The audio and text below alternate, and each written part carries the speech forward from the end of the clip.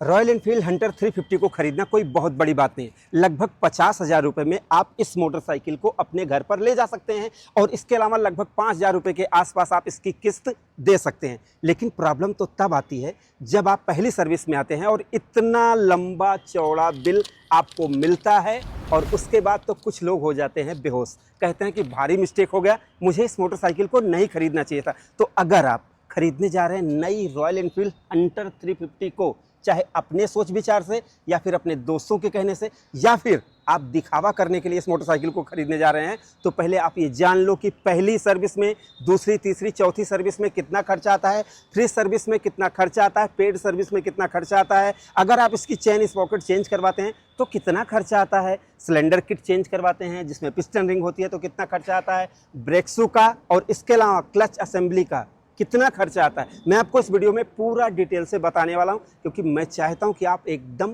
खुश रहें, क्योंकि आप हैं इस समय बाइक पॉइंट पर। तो इसलिए आप इस वीडियो को पूरा देखें। वीडियो आपको पसंद आती है तो प्लीज़ आप इस वीडियो को लाइक करें, शेयर करें और अपने भाई के channel bike point by Mintu and Rahul को सब्सक्राइब करके बेल आइकॉन को जरूर दबाएं। शुरुआत करते हैं। देखो, ये है रॉयल एनफील्ड हंटर 350 का नया मुंबई येलो कलर। गाड़ी देखने में अच्छी लग रही है, आपकी हाइट अच्छी है, आप इसको खरीदेंगे, चलाएंगे तो आपको पूरा एकदम हीरो वाली फील आएगी। आपको लगेगा कि सब लोग कहते हैं देखो आ गया, देखो आ गया, लेकिन फिर याद आती है जब हम लोगों की कि सर्विस करवाना तो हमारे पास आना है। फिर बहुत से लोग कहते हैं भाई अभी बहुत खर्चा है, थोड़ा सा कम में काम चला दो। ऐसा नहीं हो पाता है क्योंकि कुछ चीज़ें बहुत ज़रूरी होती हैं। तो देखो, जब आप इसकी फर्स्ट सर्विस में आते हो, इसकी 4 सर्विस फ्री होती हैं, आपको ये पता होना चाहिए। जब आप फर्स्ट सर्विस में आते हो तो 663 रुपये का ऑयल लगता है, 193 रुपये का ऑयल फ़िल्टर लगता है जो यहाँ पर लगता है। ये तीनों बोल्ट जो एलंकी वाले हैं, इनको खोलने के बाद इसमें ऑयल फ़िल्टर लगता है, यहाँ से ऑयल पड़ता है। तो 663 रुपये का ऑयल और 193 रुपये का ऑयल फ़िल्टर लगता है। इसके अलावा जैसे 600 रुपये की किट आती है चैन ल्यूब की, चाहे तो आप उसको मत लो। 158 रुपये की चैन स्प्रे आता है, ये भी ऑप्शनल है, मतलब आप डालो या ना डालो इसको कंपनी नहीं कहेगी। लेकिन 663 रुपये का ऑयल और 193 रुपये का ऑयल फ़िल्टर तो आपको देना पड़ेगा। तो ये तो पहली सर्विस का खर्चा है। 500 किलोमीटर तक ये आपको 45 दिन के अंदर ये करवानी है। तो यहाँ पर तो कोई खर्चा नहीं, मज़े मज़े हैं। लेकिन जब आते हैं आप दूसरी सर्विस में तो एकदम खर्चा ही नहीं लगता भाई। क्यों? क्योंकि दूसरी सर्विस में इंजन ऑयल चेंज नहीं होता है। यहाँ पर मात्र 78 रुपये का ऑयल टॉपअप होता है, जो ऑयल कम रहता है 78 रुपये का वो टॉपअप होता है। और 158 रुपये का आप चैन स्प्रे चाहे तो डलवाएं या न डलवाएं, ये ऑप्शनल होता है। ये तो होता है दूसरी सर्विस में, कोई खर्चा नहीं है, आप खुश हो रहे होंगे। अभी आते हैं भाई दूसरी सर्विस में, आपको बता दूं 5,000 किलोमीटर या 6 महीने में होती है। तीसरी सर्विस की बात करें तो 663 रुपये का ऑयल होता है, 10,000 किलोमीटर पे ये होती है। 10,000 किलोमीटर पर इसका इंजन ऑयल चेंज होता है। तो जब 663 रुपये का इंजन ऑयल पड़ेगा तीसरी सर्विस में, 1,070 रुपये की सर्विस किट आती है जिसमें बहुत सारे पार्ट रहते हैं, वो लगता है। और 158 रुपये का जैसे लेबर चाहे वो मतलब चैन स्प्रे रहता है, चाहे तो लो चाहे तो मत लो। 1896 रुपये लगभग आसपास इसका 1896 रुपये का इसका बिल है। लेकिन दोस्त, जब आप आते हैं चौथी सर्विस में, यहाँ पर 78 रुपये ऑयल टॉपअप के और 158 रुपये का 15,000 किलोमीटर पर ये होता है। ठीक है। अब इसके अलावा मैं आपको बता दूं कि जब आप आते हैं पेड सर्विस में, पेड सर्विस का कितना खर्चा है वो मैं आपको बता दूं।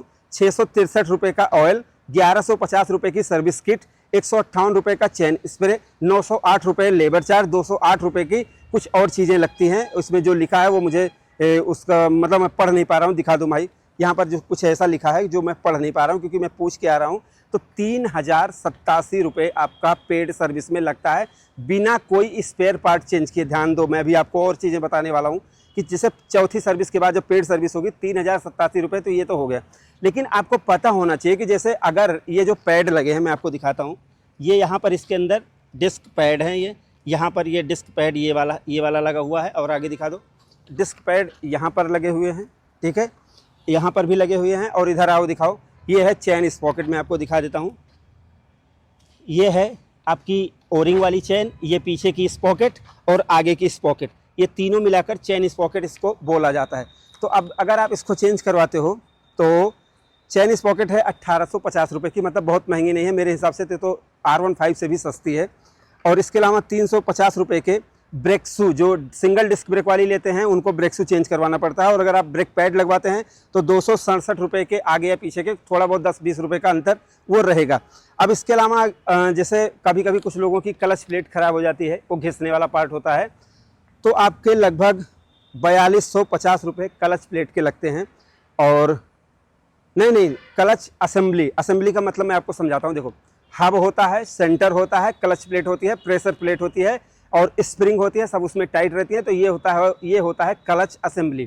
क्योंकि जैसे कभी कभी क्या होता है कि पूरा क्लच असेंबली चेंज करवाना ज़्यादा उचित रहता है, लेकिन ये खोलने के बाद पता चलता है कि क्लच असेंबली चेंज करवाना है या नहीं चेंज करवाना। लेकिन यहाँ पर आपको और चीज़ें देखनी है कि जैसे इसमें 3150 रुपये की तो क्लच प्लेट आती है।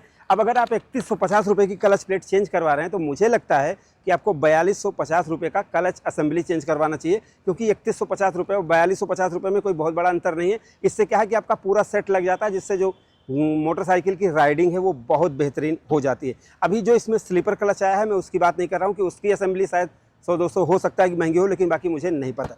अब आते हैं बात सिलेंडर किट की तरफ कि सिलेंडर किट क्या होती है। ये देखो, यहाँ पर मैं आपको बता दूँ, इतना हिस्सा यहाँ से लेकर इतना हिस्सा ये होता है सिलेंडर किट। ये होता है इसका हेड होता है, हेड, ठीक है। यहाँ पर रॉकर आर्म लगे होते हैं, टाइमिंग चेन लगी होती है, वाल्व लगे होते हैं। बट यहाँ पर सिलेंडर किट में आपकी पिस्टन होती है, रिंग होती है, पिस्टन की पिन होती है, 3 चीज़ें होती हैं। ये जे सीरीज का इंजन है। अब उसको जब इंजन कभी ख़राब होता है तो अभी तो 7500 रुपये की है, बाद में बढ़ती है कि नहीं बढ़ती है वो मुझे नहीं पता है, ठीक है। तो ये तो हो गया भाई इसका खर्चा।